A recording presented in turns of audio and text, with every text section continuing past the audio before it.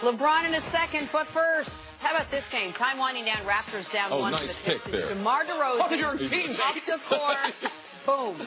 This could have been the game winner. Detroit ends up tying it 4 in overtime. But it's 10 seconds left. You're up 1, Detroit.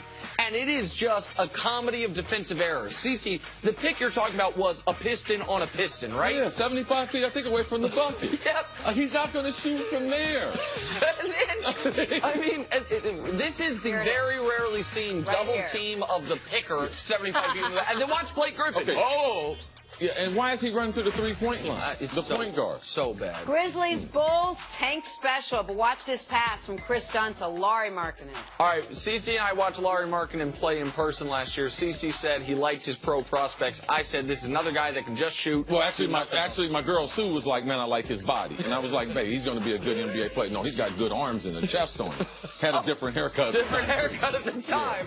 Finally, I didn't see this coming from him. Bad pass by Lonzo, followed by good defense by Lonzo. Look at that. And that's the best one, where you get the strip where the guy's going to get the layup, but it goes off his knee and the ref does going the other way. Yeah, that's the part he learned from his dad, because his dad couldn't score, averaging 2 points in college. He was a defensive specialist. Learned that from my papa. Time now for Stay in your line.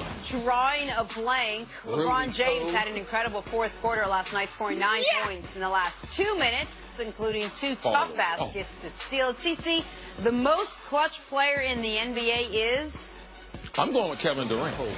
Like, who would I want to have the ball? I got one guy, and he's going to get one shot to win a game.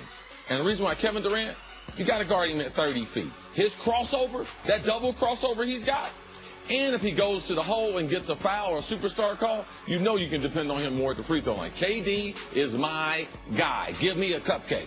Who do I want the ball in their hands at the end of a game? Yes. The answer is LeBron James. Who has the most fourth quarter points in the league this year? LeBron James. Who has the most clutch points in the league this year? LeBron James. Who has taken the most clutch shots? Clutch defined by NBA.com. Final 5 minutes, 6 points or less is the margin. LeBron by a wide margin. KD's taken 44 shots in that situation. LeBron's taken 129 shots in that situation. They have an almost identical field goal percentage. And lastly, it's not just who can make the jump shot, who can make the right play. I trust LeBron, if the shot's not there for him, to hit the right guy. So for all those reasons, LeBron's mine. Cavs only have LeBron. Warriors have a bunch of guys in the last. That's a fair point. Speaking of LeBron, LeBron's free agent destination continues to be a very hot topic. One fan put up billboards in Los Angeles to try and woo LeBron to the Lakers.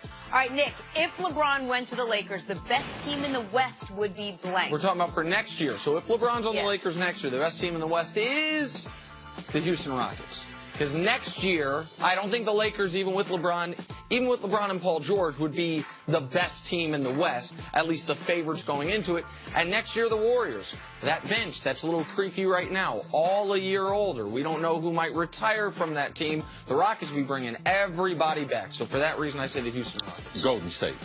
I believe their starting 5 is better than any starting 5. I believe also, after getting their 3rd championship in 4 years, you get those complimentary players that take less money, they play on a 1-year contract, and they join the Warriors. So for me, Golden State. All right, let's move on to the East. The Raptors clinched a playoff spot last night with a win over the Pistons. DeMar DeRozan had just a monster night, scored 42 points. So, CC, the best team in the East is? Toronto. I mean, they have had the consistency, and not only, even if you don't believe them as far as their past and their postseason, how they come up short, their bench is better than it has been. Offensively, how they're playing basketball is totally different than what now you just have to be closing your eyes and just say, oh, this is the same 2014, 2015, 2000. No, this is a different team in the organization. You could see that this is the best team that they've had in organizational history. So I believe they're the best in the East. CC, I don't think you have to be closing your eyes to say that the same things that have hurt them in the playoffs in the past will continue to hurt them in the playoffs in the future. I think the answer is obvious. I think the answer is the Cavs. guys. Like, I know Jakob Poeltl and Fred VanVleet have been great regular season stories off the bench. I know that when the Raptors' 5-man bench unit is in there, they're outscoring teams by 30 points per 100 possessions. But in the playoffs, you're not going to be playing that 5-man bench unit. It's about your top 8 guys. I do not trust Toronto in that regard against Cleveland. They also have nobody on the team that can slow down LeBron for all those reasons. There's a great deal of trust going in George Hill and J.R. Smith right now, too. Oh, we really trust them. I don't think the Cavs need them. The only thing we trust J.R. to do is throw a bowl of soup on one of the coaches. Oh, but that ain't no problem. That ain't no problem. There's some hot soup on you, bro. We don't know that it was hot. It could have been gazpacho. No, brothers It wasn't gazpacho. They don't eat cold soup. Moving on to the NFL. That I do know.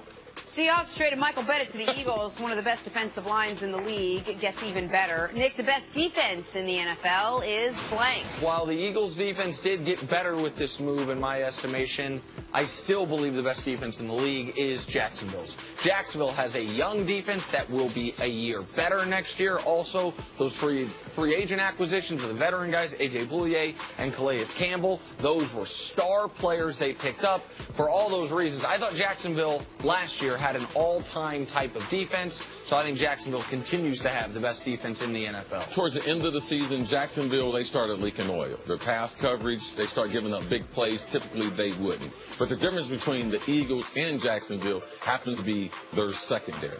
All right? I believe the Eagles have a better front line. I believe Jacksonville has a significantly better secondary and more playmakers. So I give Jacksonville the advantage as far as the best defense in the NFL. All right, and finally, Denver is still trying to find another quarterback. If they miss out on Kirk Cousins, it is reported that Case Keenum and Josh McCown will be their backup plan. CC, Denver's backup plan of quarterback without Cousins should be blank.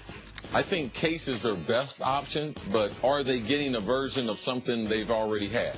I'm worried about Case going there because they don't have the offensive line the Vikings have. They don't have the running attack, and they don't have as consistent wide receiver and tight end play as Minnesota does. So Case could revert back to the Ram days and the St. Louis days if you're not careful. The offensive coordinator, they fired him in the season. So the lack of stability, the lack of continuity in Denver, I believe this is a very tough decision. But their backup plan should be Case Keenum. He's the best of the backup quarterbacks. See, I think their backup plan, if they don't get Cousins, should be a different Viking quarterback. I think it should be Teddy Bridgewater. I think Teddy Bridgewater would be a good guy as far as if you are going to draft a quarterback, to mentor him for a year and compete with him potentially throughout the year. I think Teddy Bridgewater also, from everything we've heard from Minnesota, is so well respected in whatever locker room he's in. I think he could walk into a tough locker room in Denver and do a good job. So for all those reasons, I think Teddy be the best. Going back to a little combine, Teddy Bridgewater, what was his problem in his pro day and combine? He's got a small hand. That's why he wears a glove on his throwing hand. Also playing outdoors in Denver. Would that benefit his career? I don't think so. So Teddy Bridgewater, I don't believe is the right answer there in Denver. All right, back on the Case Keenum bandwagon. Exhausting on here. Hey, coming up, is Kevin Durant tarnishing his legacy in Golden State? Next on First Things First. Also, Tom Izzo said, I'm right about L. Bell. Chris, that's a great job. He went to Michigan State, and he's a Spartan. But, Chris, you right about